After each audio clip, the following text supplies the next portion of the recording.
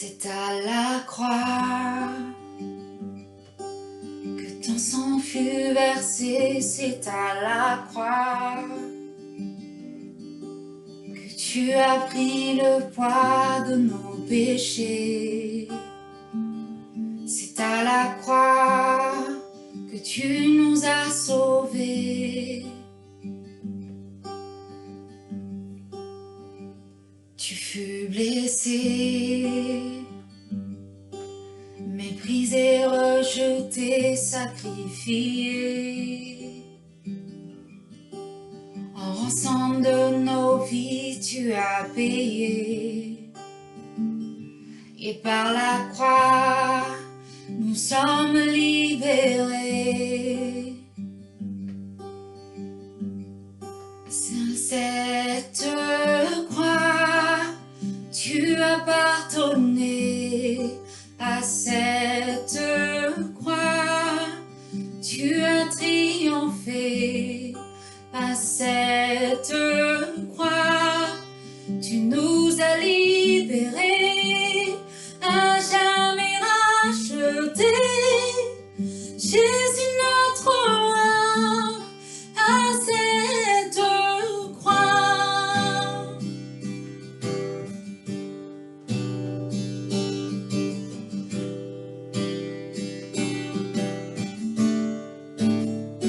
Roi serviteur, tu choisis le calvaire, glorieux sauveur, réconciliant le monde avec le Père. Nous redirons, Jésus est vainqueur. À cette croix, tu as pardonné. À cette croix, tu as triomphé. À cette croix, tu nous as libérés, à jamais rachetés. Jésus notre roi, à cette croix, tu as pardonné. À cette croix, tu as triomphé. À cette croix, tu nous as libérés, à jamais rachetés. Jésus notre roi, à cette croix.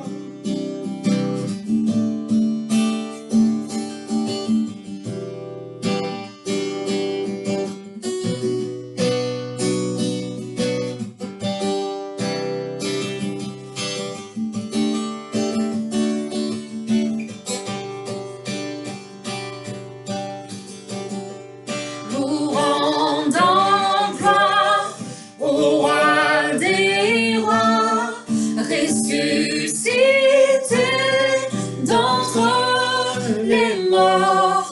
La terre entière acclame ton nom, Christ notre roi. Nous rendons gloire au roi des rois, ressuscité d'entre les morts. La terre entière acclame ton nom, Christ notre roi. À cette croix, tu as pardonné. À cette croix, tu as triomphé. À cette croix, tu nous as libérés, à jamais rachetés. Jésus notre roi, à cette croix, tu as pardonné.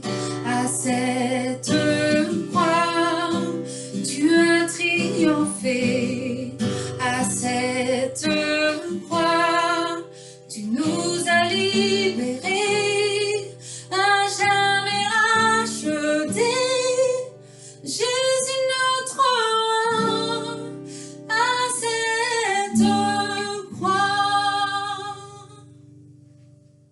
Frères et sœurs, soyez les bienvenus pour ce temps de culte. Je vous retrouve depuis le temple pour pouvoir partager ce temps en ayant un souvenir de cet espace qui nous est cher pour vivre notre vie cultuelle. Mais vous êtes dans vos maisons, vous êtes chez vous ou chez des proches chez qui vous vivez ce confinement et vous pouvez voir ce culte en direct ou en différé. Ce qui nous importe, c'est qu'au moment où nous visionnons ce culte, il se passe quelque chose avec le Seigneur. Et c'est ce que nous vous souhaitons. Seigneur, nous t'offrons ces moments, que tout soit de toi, que tout soit pour toi, et que toi, au travers de nous, tu puisses faire ton œuvre, selon ce dont nous avons besoin. Amen.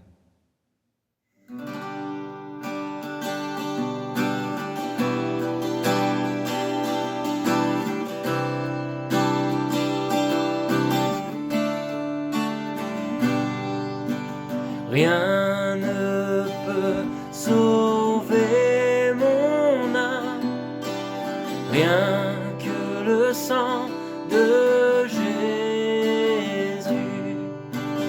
Pour elle, je ne réclame rien que le sang de Jésus.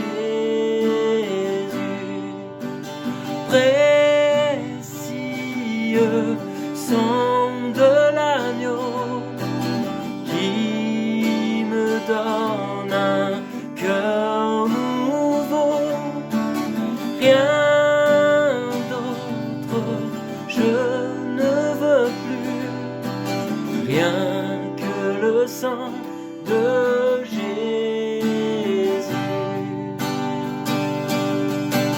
Je ne veux pour ma justice rien que le sang de Jésus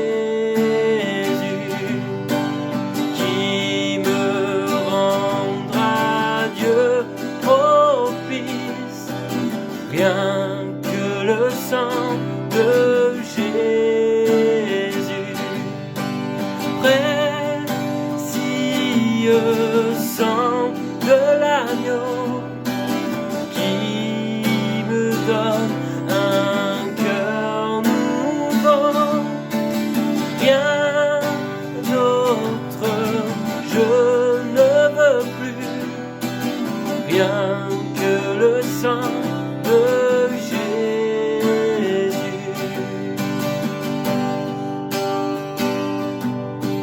Je n'ai pour toute espérance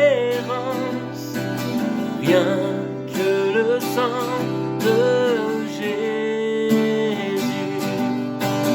Pour appui, pour confiance, rien que le sang de Jésus. Précieux sang de l'agneau qui me donne un cœur nouveau.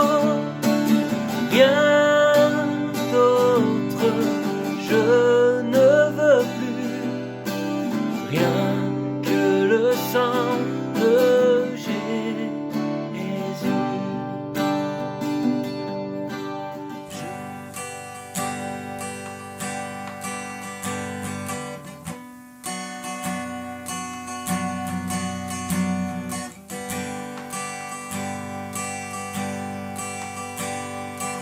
Amour divin, Père de gloire, qui est semblable à toi. De tout mon cœur, je lèverai mes mains pour t'adorer.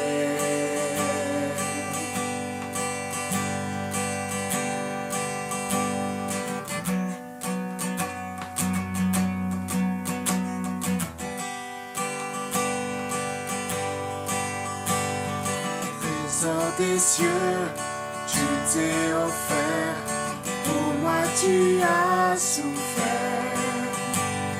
Tu as vaincu, tu as gagné, tu es ressuscité, tu as créé les cieux, les mers,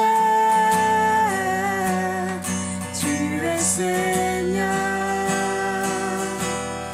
de l'univers. Dieu éternel, tu es mon Père, tu es Seigneur de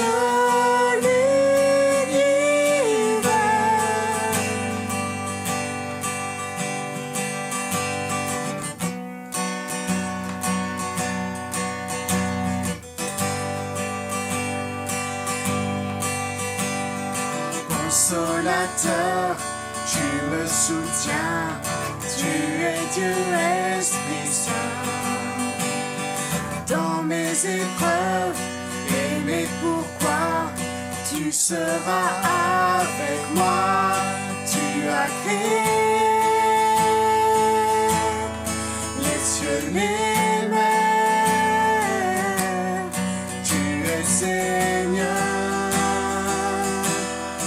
de l'univers. Oui, tu as créé les cieux, les mers, tu es Seigneur de l'univers. Dieu éternel, tu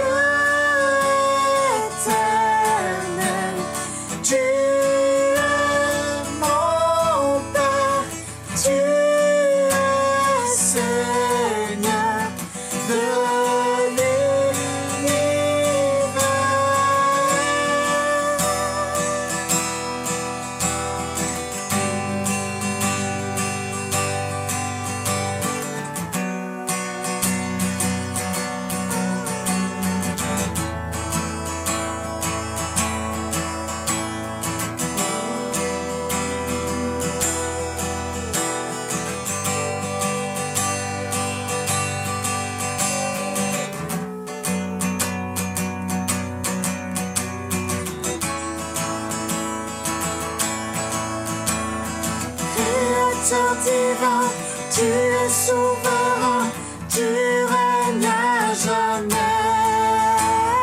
Créateur divin, tu es souverain pour l'éternité. Créateur divin, tu es souverain, tu règnes à jamais. Créateur divin, tu es souverain pour l'éternité. Dieu éternel, tu es mon Père, tu es Seigneur de l'univers. Dieu éternel, tu es mon Père, tu es Seigneur de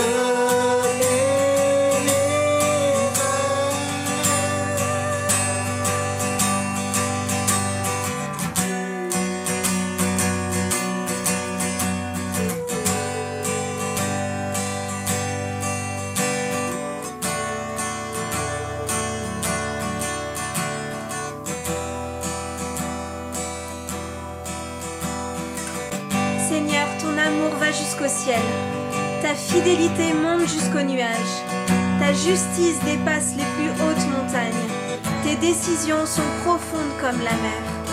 Seigneur, tu sauves les hommes et les bêtes, ton amour, mon Dieu, est vraiment précieux.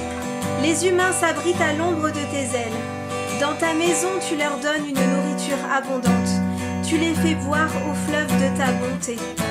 La source de la vie est en toi. À ta lumière, nous voyons la lumière.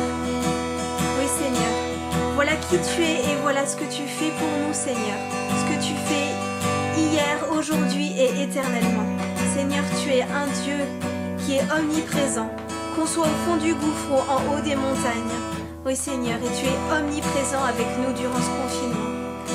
Vraiment, merci, Seigneur. On peut s'accrocher à toi et avoir la certitude que tu es avec nous. Oui, merci, Seigneur, pour ta fidélité. Merci pour tes bontés qui se renouvellent chaque matin. Oui, Seigneur.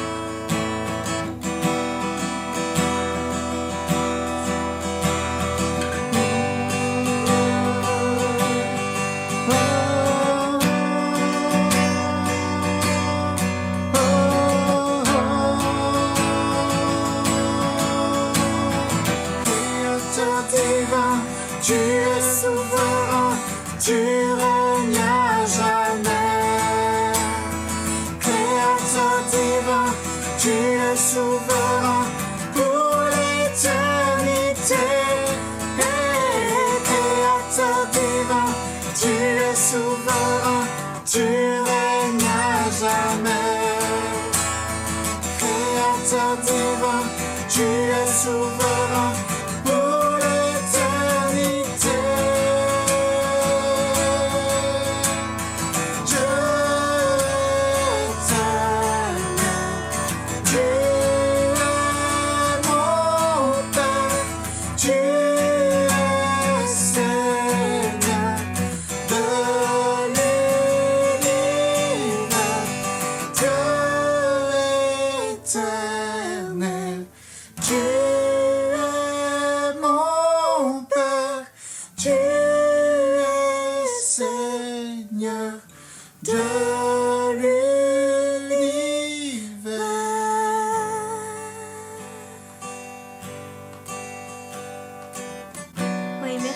Parce que tu as donné ton Fils unique pour nous. Oui, Seigneur. Oui, Jésus, il n'y a qu'en toi, que par toi que nous pouvons être sauvés. Tu es la seule porte qui mène au salut. Et nous le reconnaissons, Seigneur. Nous reconnaissons que tu es le Christ, que tu es le chemin et la vie.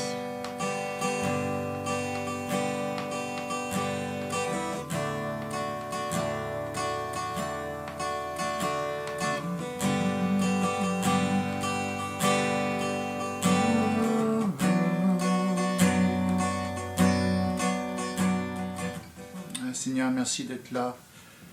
Merci d'être avec nous, malgré tout ce qui se passe. Tu es fidèle. Tu ne te bats pas du ciel. Merci Seigneur d'avoir envoyé ton Fils pour nous sauver. Merci Jésus d'être sacrifié sur la croix. Pour notre salut.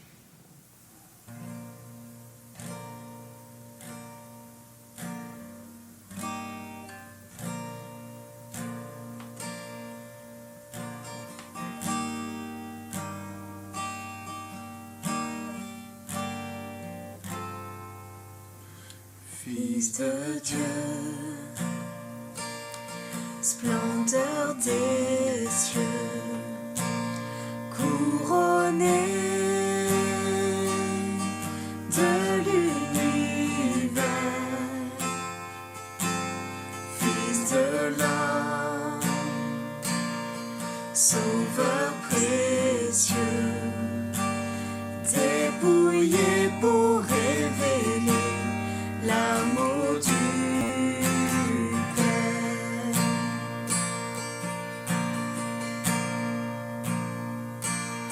Sur la croix, meurtri, brisé, couronné de nos péchés.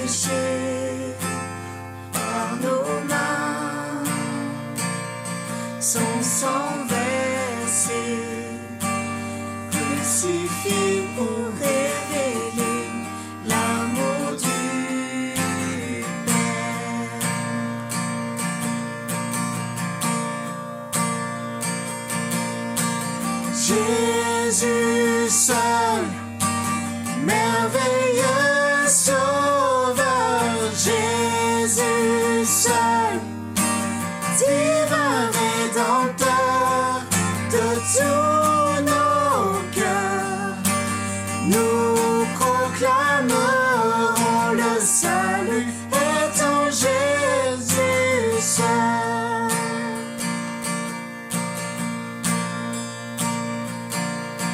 De la mort, il se relève, couronné d'éternité par sa vie. Il nous libère, ressuscité à jamais. Il est vivant. Ô mort, où est ta victoire? Christ est vivant.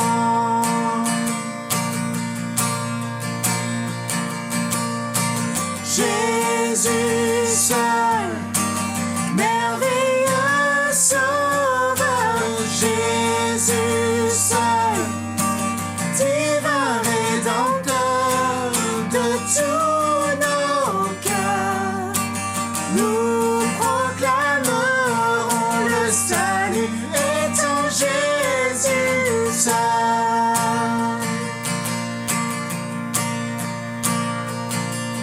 Élevé parmi les anges, couronné de nos louanges, nous l'Église entonnerons l'hymne saint des rachetés pour l'éternité.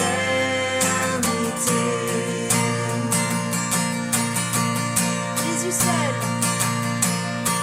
Jésus seul, merveilleux sauveur. Jésus seul, divin rédempteur de tous nos cœurs. Nous proclamerons le salut est en Jésus seul. Jésus seul, merveilleux sauveur. Jésus seul, divin rédempteur de tous nos cœurs. Nous proclamerons le salut est en Jésus seul. Avant de lire ensemble un passage qui se trouve au chapitre 32 du prophète Ésaïe, nous prions. Seigneur, Ésaïe a parlé pour des gens qui étaient dans une situation à la fois très différente et très proche de la nôtre, puisqu'il a parlé surtout aux Juifs qui étaient en exil à Babylone et qui donc se sentaient quelque peu prisonniers et manquant de liberté. Alors nous voulons entendre ces paroles dans notre contexte, en étant conscients que Ésaïe n'a pas parlé directement pour nous de prime abord, mais que par l'action de ton Saint-Esprit, tu peux nous rejoindre et ces paroles peuvent nous concerner d'une façon très particulière, pas simplement en tant que peuple, en tant que groupe, en tant qu'Église, mais aussi en tant qu'individu, personnellement. Et nous cherchons cela en cherchant ta face, par Jésus. Amen. Voici donc ce passage en Ésaïe 32. Nous lisons à partir du verset 15. Un jour, le Seigneur répandra sur nous son esprit. Alors le désert deviendra une plantation d'arbres fruitiers et la plantation deviendra une vraie forêt. Alors le droit sera respecté dans le désert et la justice s'installera dans la plantation d'arbres fruitiers. La justice fera naître la paix. Elle apportera la tranquillité et la sécurité pour toujours. Le peuple du Seigneur habitera dans un endroit paisible, dans des maisons sûres et dans des lieux tranquilles. De la grêle tombera sur la forêt et la ville s'écroulera, mais vous aurez de la chance, vous pourrez semer partout, il y aura beaucoup d'eau et vous pourrez laisser le bœuf et l'âne se promener librement. Amen. J'aime beaucoup ces prophéties d'Ésaïe et nous en lisons beaucoup dans ce temps qui précède Noël comme dans le temps qui précède Pâques, parce que Ésaïe, dans son ministère et dans la qualité de son inspiration, nous a donné beaucoup de passages qui inspirent les liturgies chrétiennes, précédant ces temps marquants de la naissance de Jésus et puis de sa mort et de sa résurrection. Là, Ésaïe nous parle plutôt peut-être de la Pentecôte, on peut imaginer, puisqu'il suggère que Dieu va répandre son esprit. En réalité, je pense que Ésaïe nous parle surtout de la possibilité désormais d'être unis au Seigneur d'une façon nouvelle, parce que quand Ésaïe parle, pour pouvoir être en connexion forte avec le Seigneur, il faut se rendre à Jérusalem. Et c'est ça la problématique du peuple en exil. Alors peut-être que pour nous, finalement, c'est la même question. Ah, je peux pas aller au temple, mais ça me manque tellement, la communion fraternelle, comment on va y arriver, comment ça va être possible, comment je peux vivre sans la Sainte Seine, comment je peux vivre sans les frères et sœurs, comment je peux vivre sans avoir tout ce qui m'est essentiel pour ma foi. Ça peut être une question qu'on se pose légitimement. Mais justement, la réponse de la part de Dieu que Ésaïe donne à ce peuple qui attendait tellement de retrouver son espace de vie spirituelle, c'est de dire que finalement, l'Esprit du Seigneur va être donné à tout un chacun. Et si l'Esprit du Seigneur est donné à tout un chacun, ça veut dire que tout espace peut devenir le temple. La création entière devient le temple.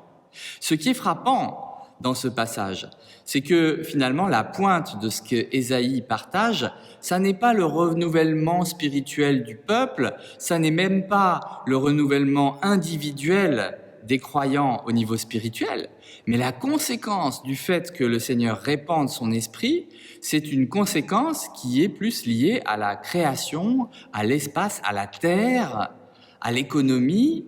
Quelle est cette conséquence ? Quand l'Esprit du Seigneur viendra, eh bien, première transformation, le désert va devenir un verger, une plantation d'arbres fruitiers. Et la plantation sera tellement prolifique qu'elle deviendra carrément une vraie forêt. Une forêt de figuiers, d'orangers, de tous ces arbres du Proche-Orient qui permettent aux personnes de se nourrir. Donc, étonnamment, c'est cet aspect luxuriant dans le désert qui va être le signe d'une bénédiction profonde du Seigneur.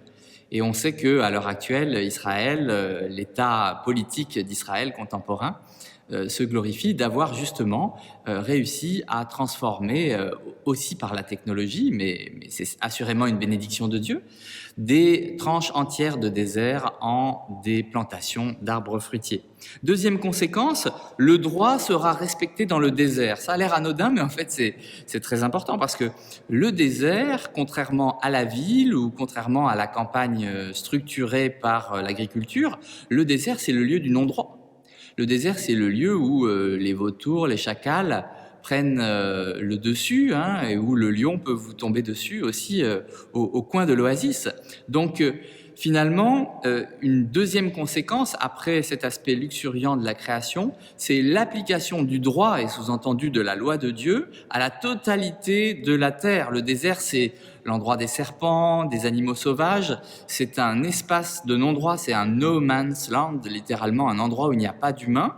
Et là, quand l'Esprit de Dieu sera répandu, eh bien, une des conséquences, c'est que le droit sera applicable aussi dans le désert. Comme si, finalement, même les animaux devaient être soumis au droit de Dieu dans la création. À nouveau, c'est un signe de son renouvellement. La justice s'installera aussi dans la plantation d'arbres fruitiers. Donc, vous voyez, même les zones cultivées seront sous le droit et pas simplement Jérusalem et quelques villes qui sont fortifiées. La justice fera naître la paix et elle apportera la tranquillité et la sécurité pour toujours. Ce besoin de sécurité, il est tellement fort. On le sent en ce moment. Nous sommes incroyablement en sécurité. Nous sommes souvent chez nous. Pour certains, être chez soi, c'est pas un lieu de sécurité, mais pour la plupart d'entre nous, être chez soi, c'est la sécurité. Mais il y a l'insécurité financière, il y a l'insécurité du travail, il y a l'insécurité de se dire est-ce que je n'ai pas touché quelqu'un qui avait peut-être le Covid et est-ce que je ne suis pas en train de devenir malade? Il y a des tas d'autres insécurités qui sont là. Un des signes de la présence du Seigneur, c'est l'arrivée de cette paix, de cette tranquillité et de cette sécurité vraiment profonde. Et je crois que nous pouvons vivre ces choses. Si vous avez déjà appelé l'Esprit Saint dans votre vie, vous pouvez vivre des choses de l'ordre de ce repos, de cette sécurité, de cette tranquillité. Alors on nous dit que voilà, même si la grêle tombe sur la forêt, même si la ville s'écroulait, eh bien, on pourra semer partout. Il y aura beaucoup d'eau et on pourra laisser le bœuf et l'âne se promener en toute liberté. Bref, il y aura un ordre et une tranquillité malgré les saisons, malgré les aléas climatiques. Il y aurait quelque chose qui se passerait de très différent parce qu'un bœuf et un âne, évidemment, on ne peut pas les laisser tout seuls dans un coin où il peut y avoir des panthères ou des tigres ou des choses comme cela. Bref, le signe de la présence de Dieu, le signe du fait que l'Esprit de Dieu a été déversé, c'est plénitude, paix, sécurité, abondance. Est-ce que c'est ce que nous vivons ? Je pense qu'il y a des lieux de nos vies où nous vivons ces réalités-là. Il y a des lieux de nos vies où nous sommes en sécurité et où il y a une forme d'abondance. L'abondance ne veut pas dire être richissime. L'abondance, c'est d'avoir tout ce qu'il nous faut, c'est de ne manquer de rien. Il y a des lieux où nous sommes tout à fait satisfaits. Et puis il y a d'autres lieux dans nos vies où nous ne sommes pas satisfaits. Pourquoi ? Parce qu'il y a d'autres lois qui fonctionnent. Ça n'est pas nécessairement l'Esprit de Dieu qui irrigue ce qui a été planté dans notre cœur, dans cette zone-là. Ça n'est pas nécessairement l'Esprit de Dieu qui amène la sécurité dans ces parties-là de nos vies. Alors, nous devons prendre le temps de présenter ces zones au Seigneur, reconnaître que nous sommes insécurisés sur telle ou telle question. Reconnaître qu'on est insécurisé, c'est déjà la moitié du chemin. C'est déjà arrêter de se mentir à soi-même, de jouer au super-héros chrétien et en fait de savoir qu'il y a une forme d'angoisse qui est là en nous. Ça ne sert à rien de se mentir à soi-même, de refouler les choses, d'être dans le déni. Tout ça n'a pas d'utilité. La chance que nous avons en étant avec Dieu, la chance que nous avons dans le fait que Jésus nous ait rejoints et qui nous ait montré qu'une vie pleinement avec Dieu était tout à fait accessible pour un être humain, la chance que nous avons, c'est que nous pouvons tout présenter à Dieu. Et je vous invite vraiment, dans ce week-end, dans ce dimanche, ce qu'il en reste, ou dans la semaine, si vous regardez ce culte en différé, à faire cette démarche de vraiment tout placer devant Dieu. Tout placer devant Dieu. Parce que quand on place nos insécurités devant Dieu, il les transforme, il les convertit en sécurité. Quand nous plaçons notre intranquillité entre les mains du Seigneur, il est capable d'y amener une paix qui dépasse tout ce qu'on peut comprendre. Faites-le, je vous assure, faites-le. Vous verrez que c'est tout à fait étonnant. Nous sommes en train de préparer le temps de Noël et vous verrez que d'ici 15 jours, nous allons avoir toute une série sur le fait que Jésus est né dans un espace confiné, dans l'étable de Bethléem. Alors nous entendrons parler des animaux confinés dans l'étable, puis après ça, deuxième public qui est arrivé dans l'étable, c'est Marie et Joseph qui ont été confinés eux aussi dans l'étable. Et puis, nous parlerons aussi des différents personnages. Nous garderons Jésus pour le 24 décembre au soir, mais nous aurons les rois mages et les bergers aussi, qui seront, entre guillemets, présents de dimanche en dimanche, confinés dans l'étable. Finalement, Jésus connaît cette situation d'angoisse qui est la nôtre. Jésus sait très bien ce que nous vivons parce qu'il a lui aussi vécu cela. De temps en temps, il a été trop à l'étroit et il a cherché plus de liberté. Quand il était compressé par la foule, il aspirait à monter sur la montagne pour prier son Père. Nous pouvons nous confier à celui qui connaît les expériences que nous avons vécues. Nous pouvons nous confier à celui qui a de la compassion pour ce que nous vivons et qui sait ce que nous partageons. N'ayez pas de crainte. Alors si vous le voulez, priez avec moi. Seigneur, nous voulons te présenter tous les lieux trop étroits de nos vies. Nous voulons te remercier parce que tu élargis nos regards, tu élargis l'espace de notre tente. Tu nous ouvres des horizons nouveaux, tu rajoutes des fenêtres dans nos étables. Nous te remercions parce que, bien qu'étant obligés de rester un peu à l'étroit, tu nous permets de vaincre l'étroitesse du cœur, qui est la pire de toutes les étroitesses, qui est le pire des confinements.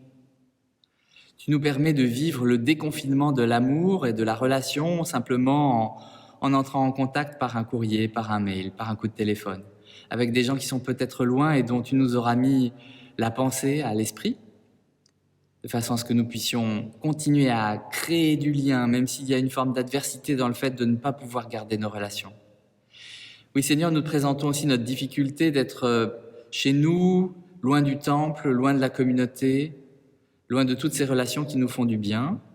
Alors nous te prions pour nos frères et nos sœurs qui sont peut-être connectés en même temps que nous, qui vont voir ce culte à un autre moment. Merci de nous donner cette possibilité de nous retrouver à 11h30 tout à l'heure pour finir finalement cette démarche ensemble et être décloisonnés, malgré les contingences du moment. Nous te prions pour tous ceux qui connaissent l'extrême confinement, l'extrême étroitesse de la maladie et de ses angoisses. Et nous te les remettons. Mais Seigneur, nous te demandons que tu visites nos cœurs et que dans toutes les parties trop étroites, toutes les parties trop resserrées, toutes les parties qui sont en souffrance en ce moment, tu viennes apporter ton esprit selon la promesse qui a été faite par Ésaïe et selon cette promesse qui a été accomplie en Jésus-Christ à la Pentecôte. Viens par ton Saint-Esprit maintenant sur ces lieux que nous te nommons. Viens par ton Saint-Esprit maintenant et viens transformer l'insécurité en sécurité, le tourment en paix, l'agitation en tranquillité. Viens transformer le manque en surabondance par ta grâce. Nous te le demandons au nom de Jésus. Amen.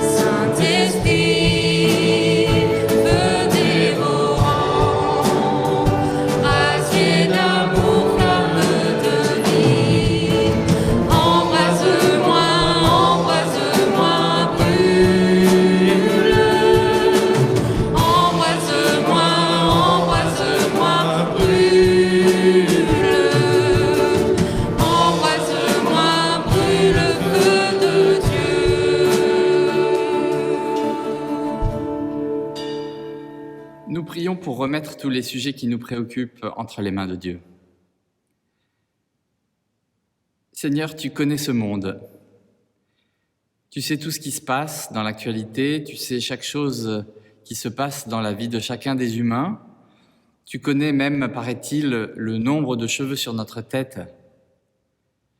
Et pourtant, tu désires qu'en tant qu'ambassadeur du royaume sur la terre, nous puissions te dire dans la prière ce qui nous occupe et nous préoccupe.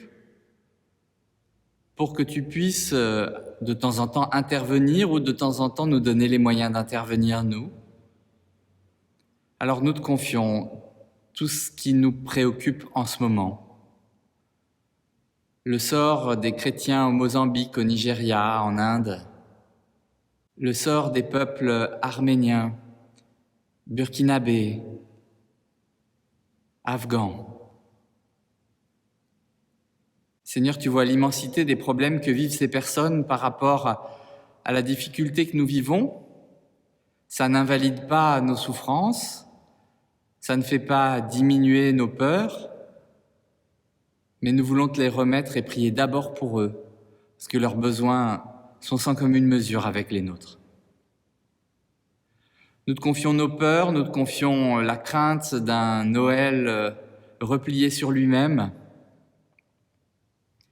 Alors nous te demandons que tu viennes nous aider à ouvrir un chemin d'espérance dans nos vies.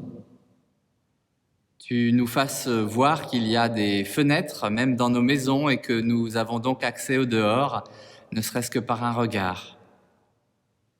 Permets que nous ne soyons pas trop à l'étroit. Nous te disons notre confiance et nous confessons aussi nos difficultés à avoir toujours confiance en toi, en reprenant les mots que Jésus nous a enseignés. Notre Père qui es aux cieux, que ton nom soit sanctifié, que ton règne vienne, que ta volonté soit faite sur la terre comme au ciel. Donne-nous aujourd'hui notre pain de ce jour, pardonne-nous nos offenses comme nous pardonnons aussi à ceux qui nous ont offensés, et ne nous laisse pas entrer en tentation, mais délivre-nous du mal, car c'est à toi qu'appartiennent le règne, la puissance et la gloire pour les siècles des siècles. Amen.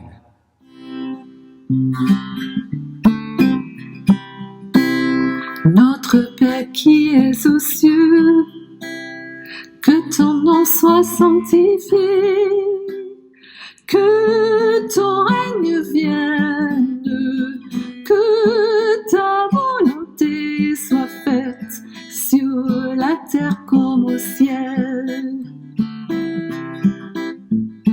Donne-nous aujourd'hui notre pain de ce jour. Pardonne-nous nos offenses, comme nous pardonnons aussi à ceux qui nous ont offensés. Ne nous laisse pas entrer en tentation, mais délivre-nous du mal, car c'est à toi qu'appartiennent le règne, la puissance et la gloire pour les siècles des siècles. Amen. Notre Père qui es aux cieux, que ton nom soit sanctifié, que ton règne vienne, que ta volonté soit faite sur la terre comme au ciel. Donne-nous aujourd'hui notre pain de ce jour. Pardonne-nous nos offenses, comme nous pardonnons aussi à ceux qui nous ont offensés. Et nous laisse pas entrer en tentation, mais délivre-nous du mal,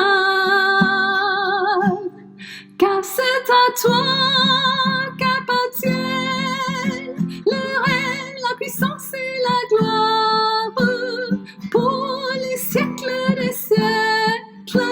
Amen. Car c'est à toi qu'appartiennent le règne, la puissance et la gloire pour les siècles des siècles. Amen. Amen. Amen.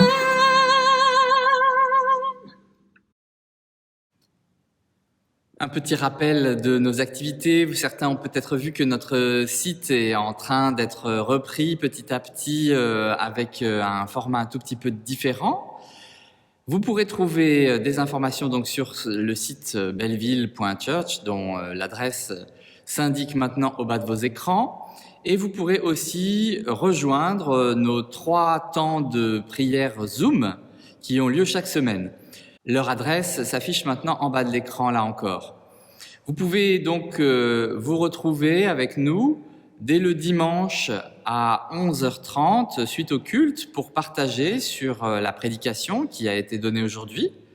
Nous nous retrouvons aussi le mardi soir à 20h parce que c'est l'horaire de notre réunion de prière. Donc mardi soir à 20h à cette adresse ou à l'adresse que les autres utilisaient précédemment, mais ça aboutit au même endroit, n'ayez crainte. Et puis le jeudi aussi, pour avoir un rendez-vous à peu près tous les 2 jours durant la semaine, nous nous retrouvons cette fois-ci en milieu de journée à 12h30, le jeudi à 12h30, toujours à cette même adresse sur Zoom. Si vous ne savez pas comment utiliser ce logiciel et que vous souhaiteriez quand même vous connecter, ne serait-ce qu'avec un téléphone normal, en appelant, comme si vous vouliez vivre une conversation avec d'autres, eh bien, faites un mail, et pour toute autre information aussi, au secrétariat contact@belleville.church et nous vous donnerons les indications pour pouvoir suivre cette rencontre avec votre téléphone tout simplement sans que vous ayez nécessairement un smartphone. Vous pouvez le faire depuis votre téléphone fixe ou avec des très vieux téléphones portables.